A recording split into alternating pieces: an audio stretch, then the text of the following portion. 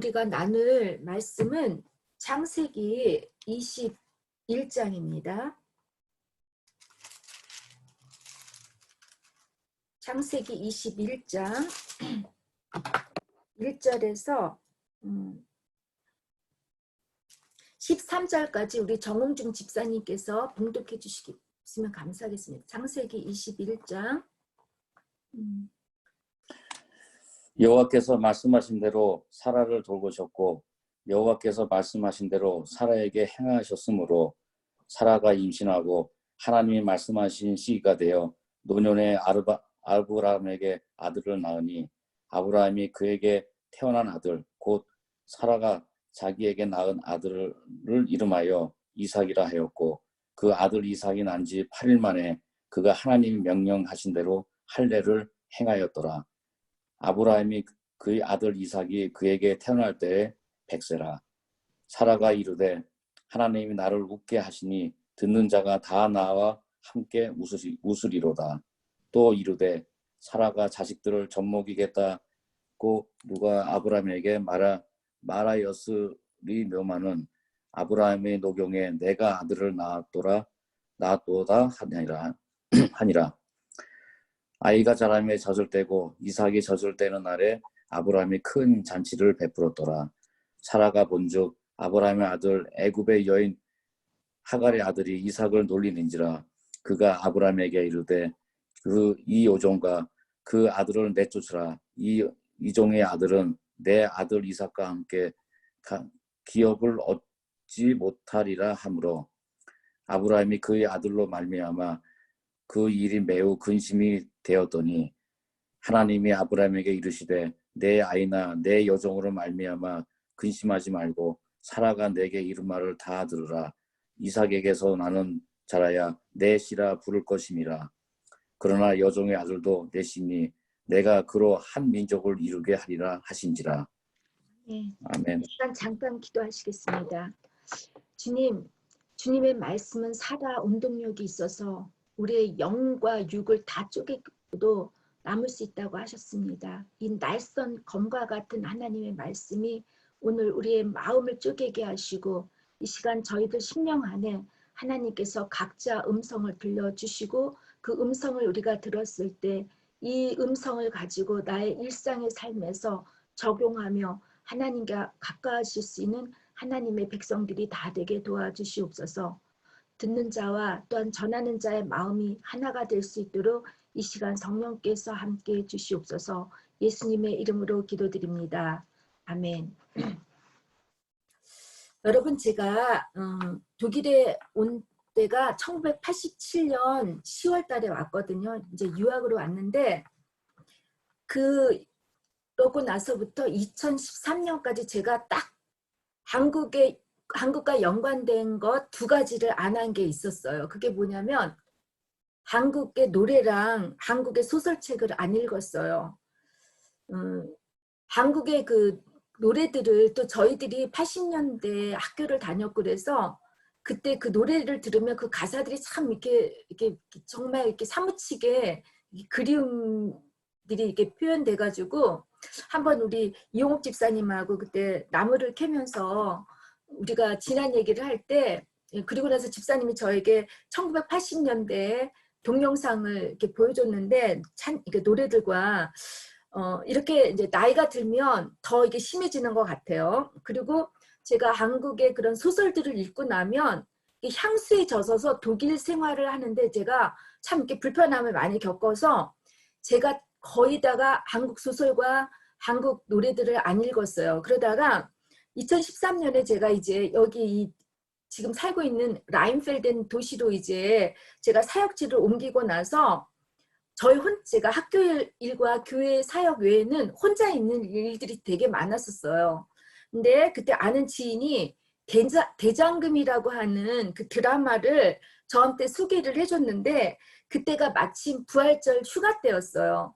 그래서 제가 뭘 보냐 하다가 이거 조금 한번 보라고 그래서 1편을 보고 나니까 2편을 안 볼 수가 없었어요. 그래가지고 부활절 방학 일주일 동안 4일 동안 자지도 않고 먹지도 않고 제가 꼬박 밤을 새서 이 대장금을 다 봤어요.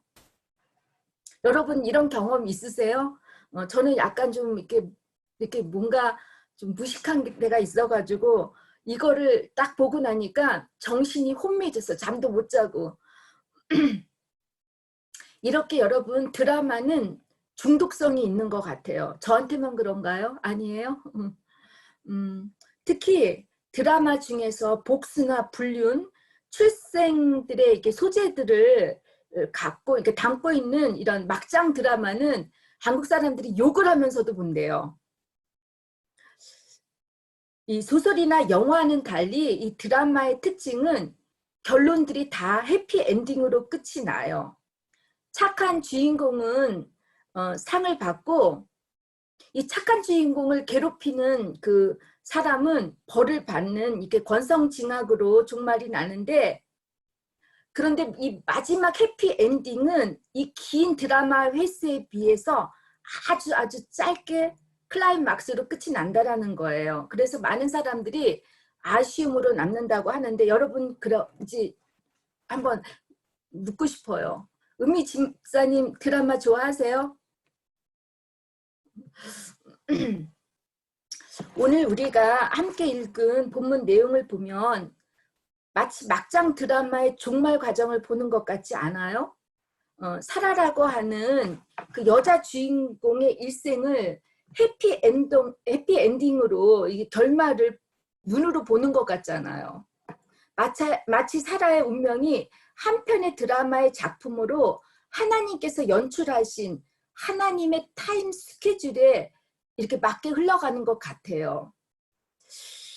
한번 여러분 생각해 보세요. 여러분의 삶을 10부작, 10회의 드라마로 한 60분짜리 10부작으로 영화나 드라마를 찍는다고 하면 여러분 어떠세요? 여러분이 지금 극장을 갔는데 극장에서 보는 그 영화가 여러분의 비오그래피, 여러분의 삶을 지금 표현한다면 여러분 어떻게 하나님께서 연출하실지 한번 생각해 보시고 화요 기도 모임에 이 참석하시는 분들은 이 기도 모임에서 한번 나눠보시고 이 참석이 어려운 분들은 한번 일주일 동안 생각해 보시기를 주님의 이름으로 부탁합니다. 제가 나이가 들면 들수록 인간의 뜻과 의지대로 선택할 수 있다고 하는 이런 자유의지론 쪽보다는 점점 하나님의 섭리에 따라 모든 세계의 질서도 한 인간의 삶도 움직이고 있겠다 싶은 이런 예정론까지는 아니지만 하나님의 예정하심에 마음이 기울이게 돼요.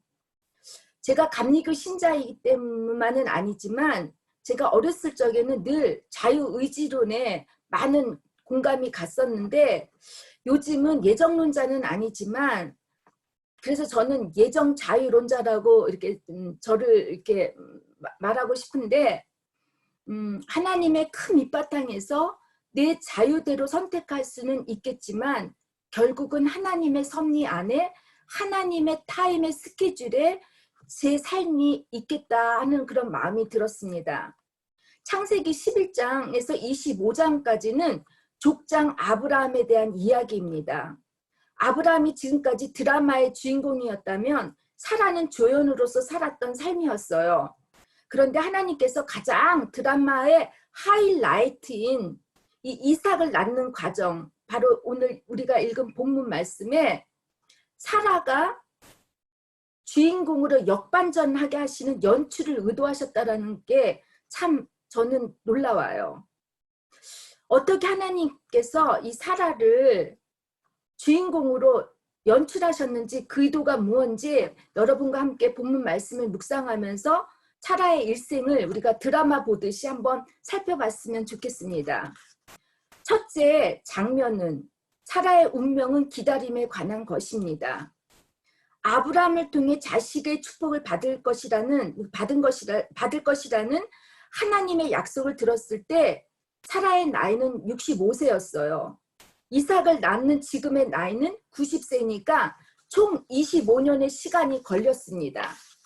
사라가 당시 아브라함과 결혼했을 때 나이가 한 13살에서 15세로 계산을 하다 보면 이삭을 낳기까지 그녀는 거의 일평생 75년을 기다렸다는 거예요. 그렇다면 연출가이신 하나님은 왜 이토록 사라를 오랫동안 기다리게 하셨을까요? 하나님의 모든 자녀는 반드시 기다림의 인내의 훈련을 통과해야 합니다. 애굽의 종, 죄의 노예에서 살았던 이스라엘 백성이 애굽에서 출애굽해서 가나안 땅에 도착하기까지 이 무려 40년의 시간이 필요했습니다.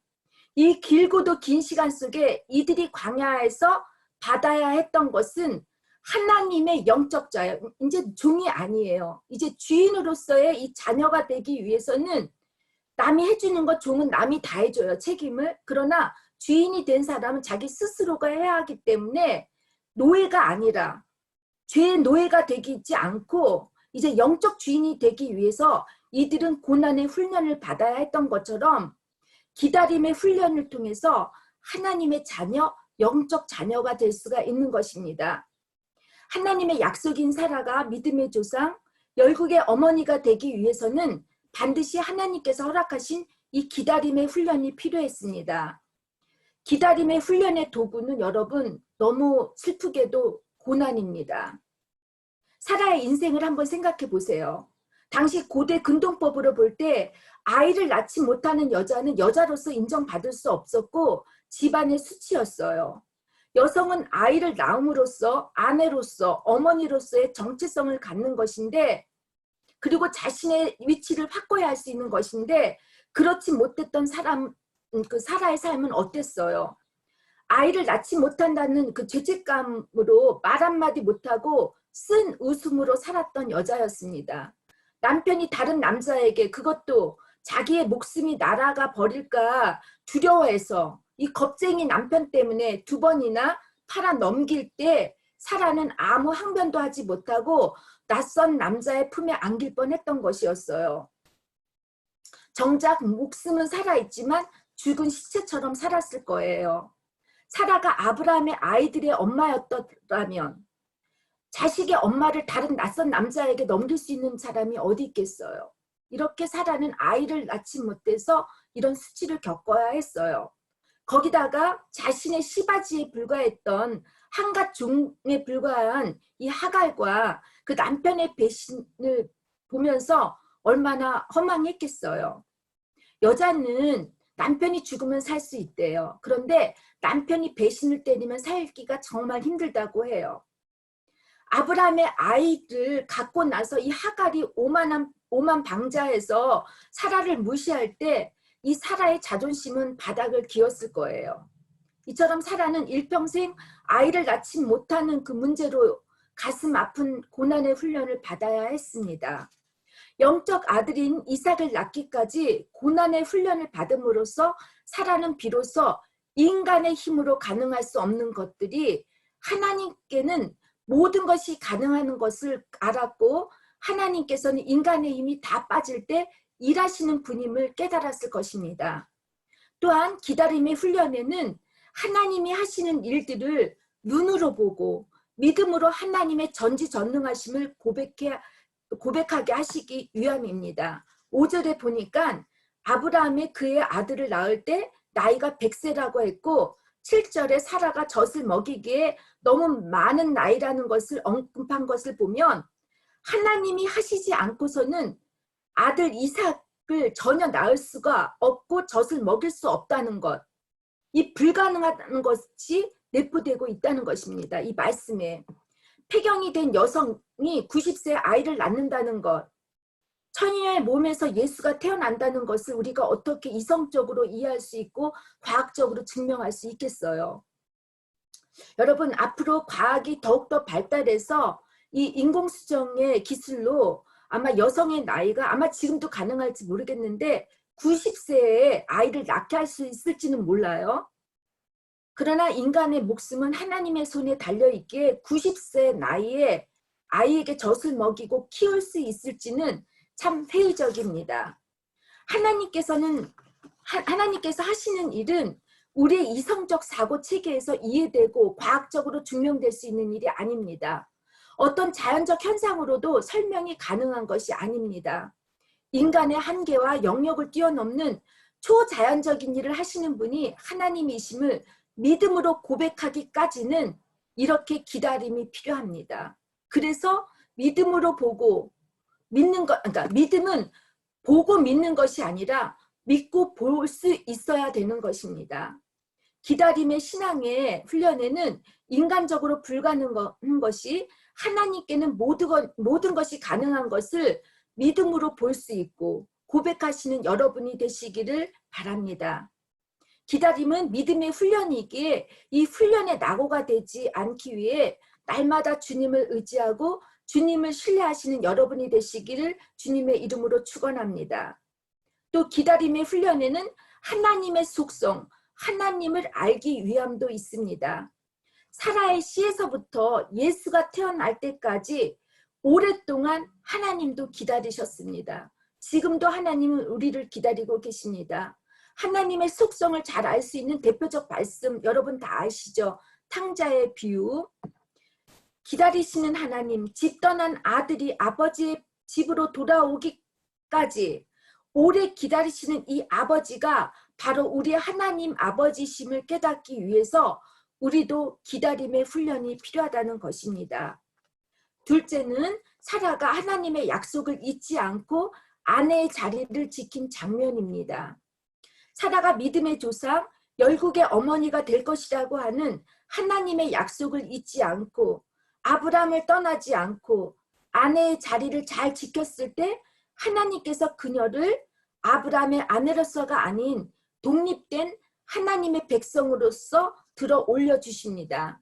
본문 21장 1절에 보면 사라를 아브라함의 아내로서 정체성을 부여하지 않고 독립된 사람, 사라의 이름으로 시작합니다. 또 3절에 보니까 이삭을 낳은 주체자가 아브라함이 아니라 사라로 기록되어 있습니다.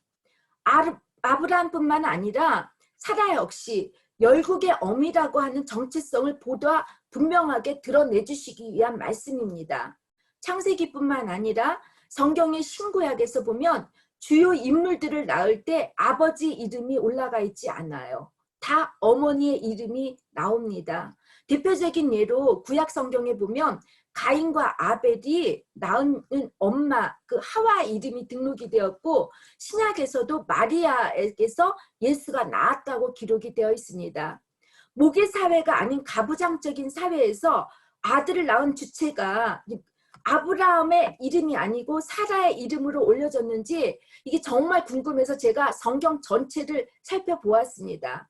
그리고 이 이유가 왜 그런지를 알기 위해서 거짓말 안 보태서 3일 동안 제가 이 이유를 알기 위해서 여기저기 주석을 찾아보고 책을 읽고 인터넷을 검색을 했는데도 이에 대한 해석을 어디서도 찾을 수가 없었어요.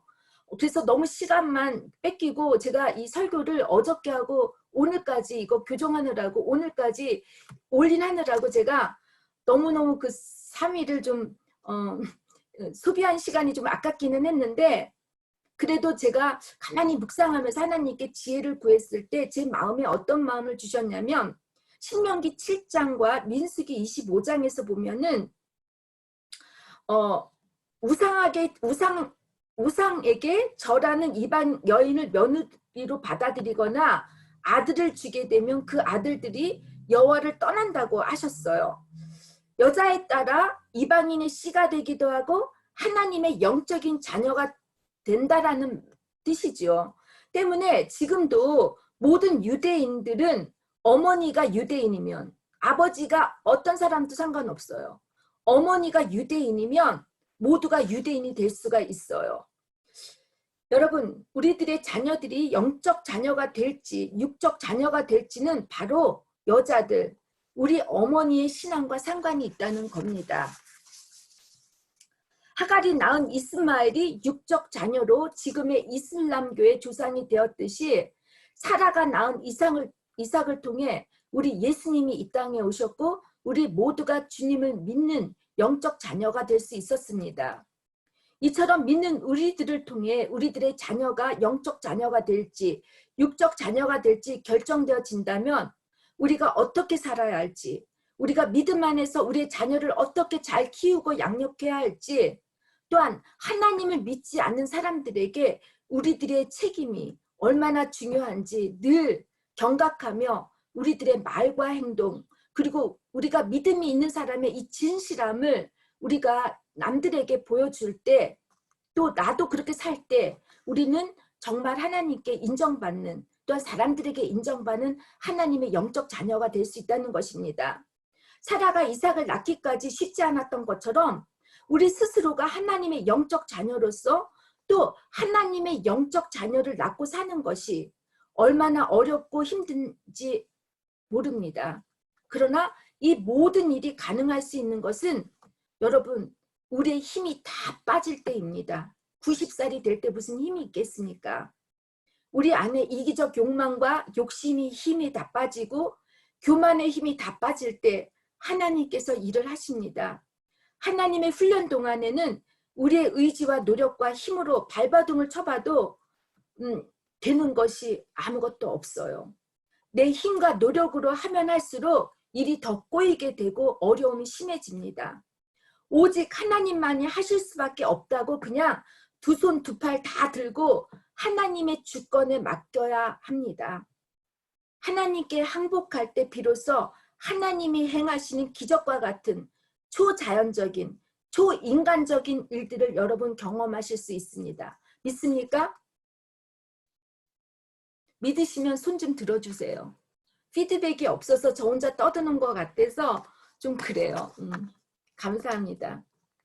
오늘 이 자리에 계신 분들 중에 아직 결혼하지 않으셨거나 아이가 없으신 분들, 그리고 하나님을 믿지 않는 남편, 아내를 두신 분들은 영적 자녀를 낳는 일이 이렇게 매우 어렵고 힘든 일들을 아시기 바라요. 그러나 하나님의 때가 될 때까지 여러분의 믿음의 자리를 잘 지키고 기다림의 인내를 잘 감당하시길 주님의 이름으로 부탁드립니다. 분명히 여러분 하나님의 약속이 이루어집니다. 믿으십니까? 믿음이 좋고 신앙생활을 아주 잘하시는 분들 중에 이런 질문을 하시는 분들이 있어요. 하나님이 나를 향한 뜻이 무엇인지, 하나님이 약속하신 하나님 때가 언제인지 정말 모르겠어요 라는 분이 있어요. 여러분들은 기다리는 것이 너무 힘드니까 차라리 포기하겠다고 하는 분들도 있어요. 기다리는 자신보다 도리어 하나님께 실망을 할까, 또 하나님께 낙심할까 봐, 그리고 그런 자신을 보는 게 속상하고 시험이 되어서 아예 희망과 소망을 갖지 않고 그냥 현실에 맞게 대충 신앙생활을 하면서 사는 분들이 많아요. 얼마나 힘드시면 이런 말씀을 하시겠어요. 저도 때로는 하나님의 뜻을 헤아릴 수가 없어요. 왜 주님이 나에게 이렇게 하시는지 저도 잘 몰라요. 아이를 낳을 때까지 여자는 9개월의 시간을 기다려야 해요. 또 아이를 낳을 때는 고통을 경험합니다. 한 아이의 어머니가 되는 거 쉽지 않죠. 마찬가지로 언약의 백성인 우리가 영적 자녀가 되는 것은 쉽지 않아요. 그렇기 때문에 이 낳기 위한 기다림, 낳을 때의 고통을 우리가 몸소 경험하고 체험해야 한다는 것입니다. 요즘 큐티 말씀이 에스겔서를 하는데 정말 막막해요. 이것이 내가 에스겔까지는 아니지만 야 이거를 나한테 몸으로 인분에게 구운 떡도 먹으라고 하시고 이것저것 다 나한테 몸소 하라고 하시면 이거 나 어떡하지? 참 읽는 게 부담이 가요 요즘에. 근데 여러분 내가 몸으로 내가 마음으로 직접 경험하지 않고서는 하나님의 거룩한 백성이 될 수가 없어요. 또 하나님의 영적 자녀를 낳을 수가 없어요. 제가 이렇게 늦게 목회를 할 때 사람들하고 대할 때 왜 제가 사람들에게 영감을 주고 사람들에게 감동을 주는가는 제가 잘나서가 아니에요. 제가 그 힘든 어려움과 고난을 겪어보니까 다른 사람들을 사랑할 수가 있고 긍휼하게 될 수 있다는 거예요. 그랬을 때 제가 오픈하니까 그들도 오픈하면서 같이 나눌 때 서로가 살아날 수 있는 거예요. 여러분, 여러분을 향한 하나님의 연출에는 하나님의 극본에는 쓴웃음을 웃음으로 바꿔주신 하나님의 놀라운 계획이 있음을 믿으시기 바랍니다. 믿습니까? 손 들어주세요. 그래서 여러분 하나님의 때가 될 때까지 여러분의 믿음을 포기하지 마시고 지금 이 있는 자리에서 여러분 이 자리를 잘 지켜주시기를 주님의 이름으로 축원합니다. 사라가 영적 어머니가 되기 위한 훈련을 다 마치고 이삭을 낳았을 때 6절 하나님이 사라를 웃게 하셨다고 하고 듣는 자들도 그녀와 함께 웃었다고 하잖아요. 나오미가 자신을 더 이상 나오미라고 하지 말라고 했어요. 그래서 마라, 쓴물이라고 했듯이 여러분 이 쓴 웃음, 차크예요. 이 차크를 사라를 웃음, 이즈하크가 이삭이라는 맛이에요. 기쁨으로 웃었다라는 것이에요. 이렇게 바꾸게 해주신 하나님께서 여러분의 지금의 인생의 마라, 쓴물, 자크, 쓴 웃음을 이즈하크, 그 다음에 하나님의 단물로 바꿔주시는 것 잊지 마시고 여러분 믿으시기만을 바랍니다. 믿습니까? 하나님의 연출에 이미 사라의 아들 이름이 이즈하크라고 예정해 주셨고 이렇게 부르라고 해주셨어요. 이것은 반드시 사라가 이즈하크, 이삭을 낳음으로써 정말 기쁘서 웃을 수 있다라는 걸 하나님이 아셨기 때문입니다. 여러분과 제가 이제 이렇게 웃는 이 외국에 살 때 우리 웃어야 되잖아요. 응? 이즈하크의 삶을 살아야 되잖아요. 그죠? 그럴 때 우리가 이 이스하크의 경험들을 우리가 살고 있는 우리가 함께 나누는 이 공동체에서 나눌 때 그럴 때 우리는 살아계신 하나님을 경험하게 되고 이 살아계신 하나님을 경험하는 거를 더불어 사는 사람들과 나눌 때 그리고 이것을 전할 때 우리는 정말 부활의 산 증인이 될 수가 있는 것입니다. 셋째 장면은 버려야 할 것을 과감하게 버리는 사라의 모습입니다. 사라가 이삭을 낳고 주변 사람과 함께 웃었을 때 여기에 같이 웃지 못하는 사람들이 있었는데 누구일 것 같아요? 하갈하고 이스마엘이죠. 당연히. 이스마엘은 이삭이 태어나기까지 아브라함의 유일한 아들로서 얼마나 사랑과 귀여움을 받았겠어요. 그런데 8절에 보니까 이삭이 젖을 떼는 날에 그러니까 보통 유대인에게는 젖을 떼는 날이 3년 걸려요. 왜냐하면 그때만 해도 아이들의 유식도 없을 뿐만 아니라 일찍 아이들이 죽게 되기 때문에 엄마의 젖을 3년 동안 먹였다고 해요.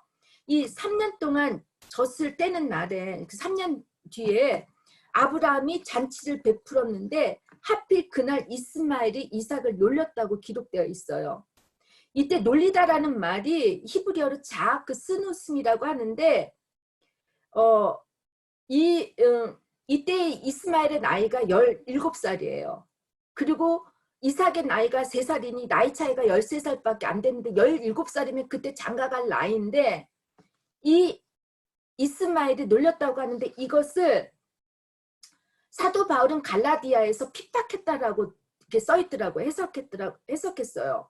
근데 이 장면을 본 게 다른 사람이 아니에요. 사라가 봤어요. 사라가. 참 막장 드라마 같죠. 그죠? 그랬을 때 사라는 곧바로 아브라함에게 하갈과 그녀의 아들 이스마엘을 내쫓으라고 합니다. 근데 이 내쫓으라고 하는 사라의 요구에 아브라함이 얼마나 근심했겠어요. 참 남자들이 힘들 것 같아요. 두 여인에서 왔다 갔다. 그래서 남자들은 여자를 2명을 만나면 안 돼요. 3명은 더더욱 안 되고 오로지 한 여자, 한 남자만 살아요. 너무 복잡해져요. 인생이. 하나님께서는 13절에 아브라함에게 기업을 이을 자는 이삭에게서 난 자들이라고 하시기에 이스마엘도 또 하나님 아브라함의 씨이기 때문에 한 민족을 이루겠다고 축복하시면서 이 말씀을 듣고 이제 아브라함이 이 둘을 내보냅니다. 이 이야기를 인간적인 관점에서 볼 때 참 이해하기 쉽지 않잖아요. 특히 우리나라 옛날 조선시대 사람들은 어떻게 아들을 내치냐고 사라가 나쁜 여자로 몰 수도 있어요. 사라가 잔인하다라고 할 수도 있고 이 아브라함 왔다 갔다 하지도 못해서 우유부단하다고 느낄 수 있는데 이에 대해서 사도 바울은 갈라디아 4장에서 이스마엘은 노예, 여종에게서 낳기에 육적인 자녀이고 이삭은 자유로운 여자에게서 태어났기에 약속의 자손이라고 했어요. 이스마엘과 이삭의 관계를 이 복음주의 신학자들은 이스마엘은 아브라함의 힘과 능력으로 낳은 아이, 즉 율법을 상징했고 이삭은 약속, 인간의 힘과 능력이 아닌 하나님의 은혜로, 하나님의 믿음으로 태어났기 때문에 하나님의 은혜, 예수의 은혜로 해석하는 분들이 많아요. 결국 예수님의 은혜, 예수님이 율법주의를 쫓아냈다라는 것. 그래서 예수님의 세상이 초래되었다라는 것. 예수님의 은혜로서 인간이 살 수 있다라는 것을 의미합니다. 그러기에 하갈과 이스마엘을 내쫓는 것을 인간적인 관점에서 봐서는 안 돼요. 영적인 관점으로 해석하기를 바랍니다. 우리가 신앙생활할 때 꼭 부딪히는 사람들을 만나게 돼요. 여러분과 부딪히는 사람들이 불신앙적이고 불순종으로 여러분을 대하실 땐 그들을 멀리 하시기 바랍니다. 그렇다 해서 남편을 멀리 하라는 말이 아니에요. 믿음과 불신앙, 진리와 진리가 아닌 것은 화합할 수가 없어요. 하나님의 약속의 축복을 방해하는 그 모든 세력은 가까이 하는 것이 아닙니다. 축복의 자녀인 우리가 해를 받기 때문입니다. 제가 지금 6주간 됐는데 6주 동안 제가 위가 되게 안 좋아서 약을 먹고 있어요. 제가 함께 목회하는 어느 목사님이 계시는데 이분이 저를 너무 힘들게 해요. 저를 힘들게 하는 게 아니라 제가 이분 때문에 힘들어요. 그래서 제가 이걸 어떻게 해야 되나 하다가 이제 기도를 하고 또 우리 기도 모임에서 우리 교우님들, 집사님들이 기도를 해주시고 에스겔서를 읽는 가운데 에스겔서 3장에 저한테 그런 말씀을 주신 거야. 너는 이마에, 그러니까 제가 독일 성경을 번역하면 너는 이마에 강한 다이아몬드면 되게 깨지지 않는 돌이잖아요. 다이아몬드를 두르고 키젤슈타인, 아주 강한 돌을 매면서 너는 그들을, 하나님을 대적하는 그들에게 너는 말을 하라고 하면서 두려워하지 말라는 그런 말씀을 주셨어요. 하나님을 대적한다 하는 그 생각을 제가 가지면서 내가 혹시 하나님을 대적하는 자는 아닌가도 생각을 해봤는데 제가 그리고 나서 그 목사님들하고 회의를 할 때 제가 정말 단단하게 얘기하면서 너 이거 다 가져. 나 안 할 거야. 이 목회는 네가 다 하라고 줬어요. 여기까지 생각을 못했던 것 같아요. 그리고 나서 제가 처음에는 마음이 좀 힘들었어요. 내 사랑하는 사람들을 내가 다 떼어줄 수 있을까 했는데 하루가 지나고 나니까 속이 조금씩 좋아지기 시작하고 지금은 너무 좋아졌어요. 왜냐하면 여러분 아브라함이 17년 동안 함께했던 이 아들을 또 그의 어머니의 정을 떼는 거 쉽지 않아요. 그리고 아브라함에게는 아픔이 되는데 여러분 나를 힘들게 하고 나한테 이게 대적하는 사람들 이건 진리 문제일 때 그럴 때는 여러분들의 마음의 거리를 두셨으면 좋겠습니다. 왜냐하면 여러분들 스스로가 상하게 돼요. 그거로 인해서. 그러면 여러분들이 신앙생활할 때 너무 힘들어져요. 적어도 여러분들은 다 착해서 어떠냐면 내가 더 나쁜 사람이라고 자책감을 많이 갖게 돼요. 그렇기 때문에 신앙생활에는 끊을 때는 끊어야 되는 게 있는 것 같아요. 하나님께서는 신앙에 방해가 되는 인간적 요소들을 떼어내시길 바라요. 특히 인간관계는 더욱 그래요. 인간적으로 미운정, 고운정, 예정이 다 들어있는 사람들을 떼어내는 것은 참 고통스러워요. 신앙생활하면서 또한 이스마엘을 가슴에 품고 세상과 하나님 사이에 양다리를 거치고 사는 건 더욱더 그래요. 영적 자녀로서 하나님의 구속의 역사에 쓰임이 되기 위해서는 여러분들 이스마엘, 마음에 들어가 있는 이스마엘을 믿음으로 이 믿음의 결단으로 끊어시기를 주님의 이름으로 부탁드립니다. 이제 말씀을 맺겠습니다.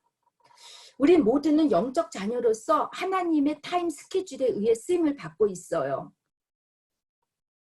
제가 예전에 읽었던 아마 중3 때였을 거예요. 특히 여자 학생들이 그 당시에 많이 읽었던 소설 중에서 기드 모파상의 여자의 일생, 이게 원제를 따져보니까 제목을 따져보니까 어느 인생이라는 그런 책이 있었는데 기억이 나실지 모르겠어요. 나이 드신 분들은. 이 귀족으로 태어난 한 여인이 남편을 잘못 만나서 비극적 삶을 살았다는 내용인데, 이 소설의 마지막 장면에 그 많은 어려움과 시련 끝에 모든 희망을 잃은 그 주인공 잔느에게 이 잔느가 이제 행복감을 느껴요. 그때 이제 그녀의 하녀가 이런 말을 해요. 보다시피 인생은 우리가 믿는 것처럼 결코 그리 좋지도 그리 나쁘지도 않답니다. 여러분, 우리는 그리 좋지도 나쁘지도 않은 인생이 아니에요. 1절에 3절을 보세요. 이 짧은 기절에 하나님의 말씀대로라는 말이 2번씩이나 언급되었고 하나님의 시기에라는 말이 한 번 나와요. 이 짧은 구절에. 사라의 일평생 삶이 하나님의 뜻 안에서 이루어졌고 하나님의 때에 반드시 이루어졌다는 것입니다. 그러나 하나님께서는 어떠신 분이냐면 그녀가 알지 못할 때도, 그녀가 느끼지 못했을 때도 하나님은 보이지 않게 일하셨고 하나님은 그 말씀대로 그 사라를 돌보셨다라는 것입니다. 여러분, 여러분께 행하실 하나님 지금은 눈에 보이지 않아요. 지금은 느끼지도 못해요. 그러나 하나님은 여러분들을 위해서 일하시고 하나님의 타임의 스케줄에 여러분들이 주인공이 되셔서 쓴 웃음을 기쁨의 웃음으로 바꿔주실 그 하나님을 기다리면서 이번 주 하나님을 여러분 찬양하시는 한 주가 되시기를 주님의 이름으로 부탁드립니다. 우리 다 같이 기도하겠습니다. 능치 못하심이 없는 하나님 감사합니다. 우리가 어떻게 하나님을 볼 수가 있겠습니까? 믿음이 아니고서는 하나님이 하시는 일을 경험할 수가 없고 느낄 수도 없습니다. 저희들을 위해서 쉬지도 졸지도 않으시고 일하시는 그 주님을 하나님 우리 믿고 주님이 우리에게 주실 그 이스하크, 그 기쁨의 웃음을 우리가 경험하는 것을 희망하고 소망하며 잘 지금 있는 자리를 지키고 살아갈 수 있도록 저희들을 돌보아 주시고 인도하여 주시옵소서. 감사하고 예수님의 이름으로 기도드립니다. 아멘. 이제 우리 다 같이 죄송해요. 오늘은